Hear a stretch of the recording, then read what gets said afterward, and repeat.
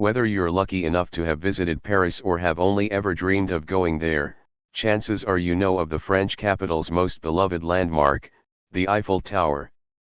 The Eiffel Tower, La Tour Eiffel in French, was the main exhibit of the Paris Exposition or World's Fair of 1889. It was constructed to commemorate the centennial of the French Revolution and to demonstrate France's industrial prowess to the world. Although at the beginning it was seen as the ugliest building in Paris, soon it became the symbol of the city, said T. Goedix-Nadar, an Amsterdam-based art historian, museum docent and a blogger at Culture Tourist. World's Fair centerpiece. Gustave Eiffel, a French civil engineer, is usually credited with designing the tower that bears his name. However, it was actually two lesser-known men, Maurice Coechlin and Émile Naguère, who came up with the original drawings for the monument. Coechlin and Naguère were the chief engineers for the company d'Établissements Eiffel, Gustave Eiffel's engineering firm. Together with Eiffel and a French architect, Stephen Sauvestre, the engineers submitted their plans to a contest that would determine the centerpiece for the 1889 World's Fair in Paris. The Eiffel Company's design won, and construction of the wrought iron tower began in July 1887. But not everyone in Paris was thrilled with the idea of a giant metal monument looming over the city. Even to contemporary eyes, the Eiffel Tower is unique. But in the late 19th century, nothing had been seen like it. Modern architecture was emerging slightly in Paris before the Eiffel Tower. But it was doing it in a very shy way, said Goedix-Nadar. Iron, which was newly popular as a building material because of the Industrial Revolution, became a cornerstone of modern architecture. But in 1887, it had only appeared internally, as support structures, or in unimportant buildings like hothouses, factories, and bridges. The biggest problem was that they still didn't know how to make something aesthetically appealing with the new material. When they were using it, they would try to repeat historic stone structures. It's very visible on, for example, pillars in the Bibliothèque Ste Geneviève in Paris, explained Goedix-Nadar. However, with the Eiffel Tower they changed completely the way they were using the new material. The structure, its appearance is completely new and modern. When construction of the tower began on the Champs de Mars, a group of 300 artists, sculptors, writers, and architects sent a petition to the commissioner of the Paris Exposition, pleading him to halt construction of the ridiculous tower that would dominate Paris like a gigantic black smokestack. But the protests of Paris' artistic community fell on deaf ears. Construction of the tower was completed in just over 2 years, on March 31, 1889. Construction of the Eiffel Tower. Each of the 18,000 pieces used to build the tower was calculated specifically for the project and prepared in Eiffel's factory on the outskirts of Paris. The wrought iron structure is composed of 4 immense arched legs, set on masonry piers that curve inward until joining in a single, tapered tower. Building the tower required 2.5 million thermally assembled rivets and 7,300 tons of iron. To protect the tower from the elements, workers painted every inch of the structure, a feat that required 60 tons of paint. The tower has since been repainted 18 times. Eiffel Tower fun facts. Gustave Eiffel used latticed wrought iron to construct the tower to demonstrate that the metal could be as strong as stone while being lighter. Eiffel also created the internal frame for the Statue of Liberty. Construction of the Eiffel Tower cost 7,799,401.31 French gold francs in 1889, or about $1.5 million. The Eiffel Tower is 1,063 feet, 324 meters, tall, including the antenna at the top. Without the antenna, it is 984 feet, 300 m.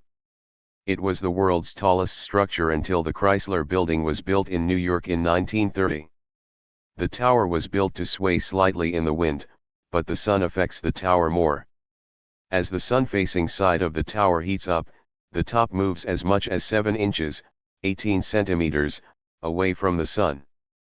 The sun also causes the tower to grow about 6 inches. The Eiffel Tower weighs 10,000 tons. There are 5 billion lights on the Eiffel Tower. The French have a nickname for the tower, La Dame de Fer, the Iron Lady. The first platform is 190 feet above the ground, the second platform is 376 feet, and the third platform is almost 900 feet up. The Eiffel Tower has 108 stories, with 1,710 steps. However, visitors can only climb stairs to the first platform. There are 2 elevators. One elevator travels a total distance of 64,001 miles, 103,000 kilometers, a year. A hallmark of modern architecture. The Eiffel Tower is unquestionably modern in its shape, which is distinct from the Neo-Gothic, Neo-Renaissance and Neo-Baroque styles that were popular in the 18th and 19th centuries, according to Nadar. But its material truly made it stand out. The Eiffel Tower was one of the first examples of the modern architecture because of the iron, said Nadar. And the fact that the building didn't have any purpose in particular. It existed purely to demonstrate French architectural creativity and skill with materials to the world. It was imbued with meaning but not utility. The Eiffel Tower is also a more democratic, and therefore modern, structure than other monuments of the time, according to Nadar. Gustave Eiffel insisted that elevators be included in the tower, but they had to be imported from an American company because no French company could meet the quality standards, Nadar said. Because of the escalators, the building could be used as a tower from which Parisians and their visitors could enjoy a view on their city. That was something that was before only accessible to a few wealthy people that could afford flying in a hot air balloon. But now, it was rather cheap and anyone could enjoy the view on a city from it, she explained.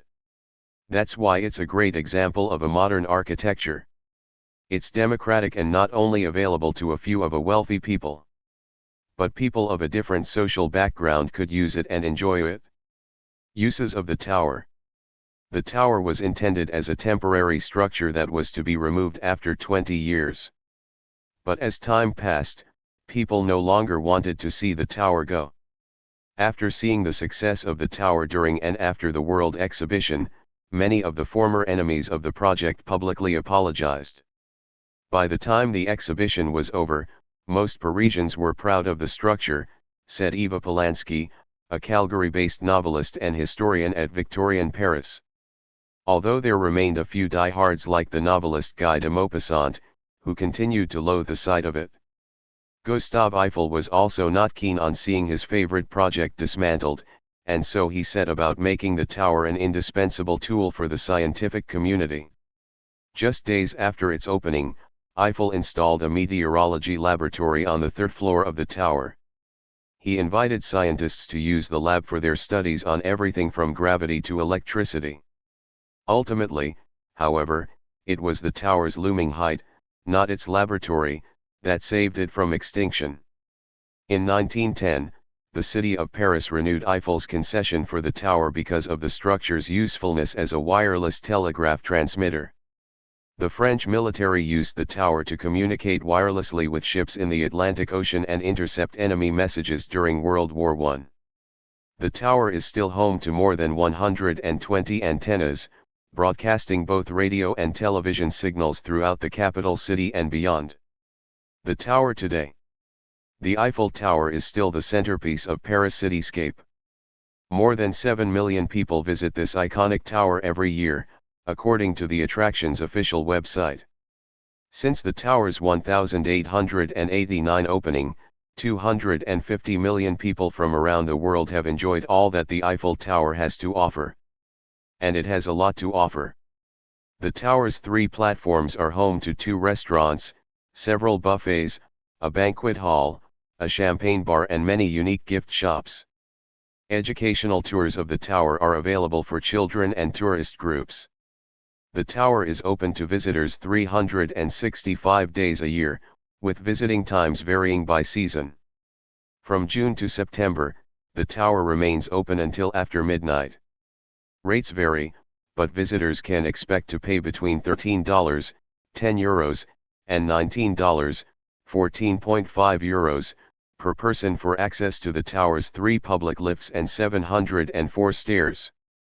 Tickets, including group discounted tickets, can be purchased online or at the ticket office at the foot of the tower. Legacy. The Eiffel Tower provided Paris with the most distinguishable silhouette, said Polanski. Its distinct look has made it an enduring symbol of Paris. But according to Goodix-Nadar, more than just its striking shape makes it an icon of the city.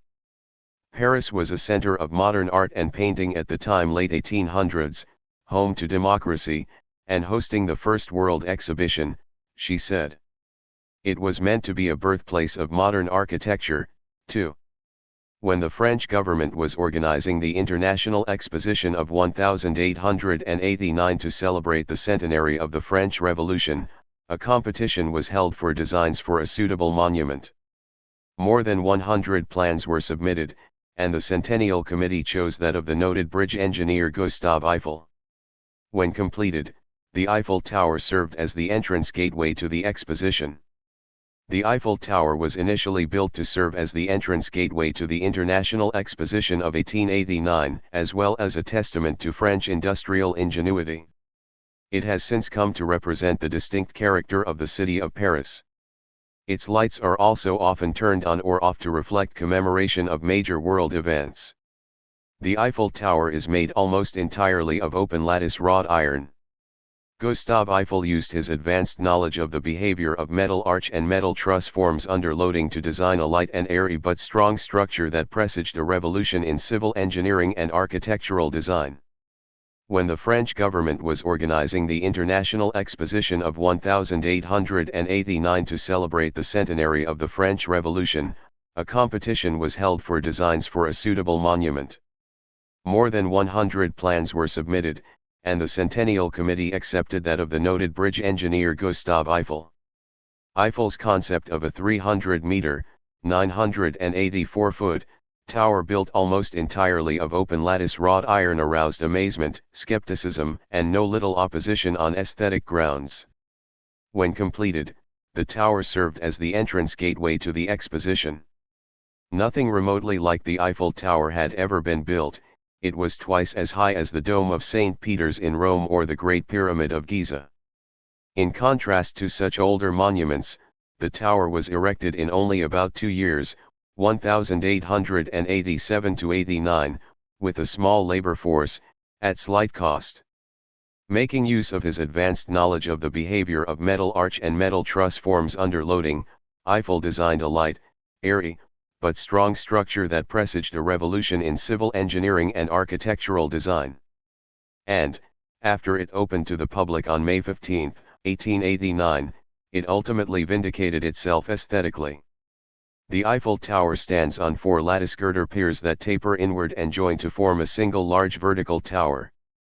As they curve inward, the piers are connected to each other by networks of girders at 2 levels that afford viewing platforms for tourists. By contrast, the 4 semicircular arches at the tower's base are purely aesthetic elements that serve no structural function. Because of their unique shape, which was dictated partly by engineering considerations but also partly by Eiffel's artistic sense, the piers required elevators to ascend on a curve. The glass cage machines designed by the Otis Elevator Company of the United States became one of the principal features of the building. After the 1889 fair closed, Eiffel realized that the only way to save his monument would be to find new and profitable uses for it. He supervised changes to accommodate a meteorological station in 1890, a military telegraph station in 1903, and a laboratory for studying aerodynamics in 1909. Further modifications were made for the expositions of 1900, 1925, and 1937. Additions made for television transmission added about 20 meters, 66 feet, to the height. The tower stands 300 meters, 984 feet, high. It rests on a base that is 5 meters, 17 feet, tall, and the TV antenna atop the tower gives it a total elevation of 330 meters, 1083 feet. The Eiffel Tower was the tallest structure in the world until the topping off of the Chrysler Building in New York City in 1929. The Eiffel Tower is arguably the most popular paid attraction in world. Some 7 million people visit it each year. The tower features a museum, several restaurants, and the Gustave Eiffel reception room, which provides space for business conferences, expositions, cultural events, and social gatherings. In addition, several eateries and various shops are housed in the tower. An observation deck is located just under the antenna, at a height of 276 meters, 906 feet. Thank you for watching this video.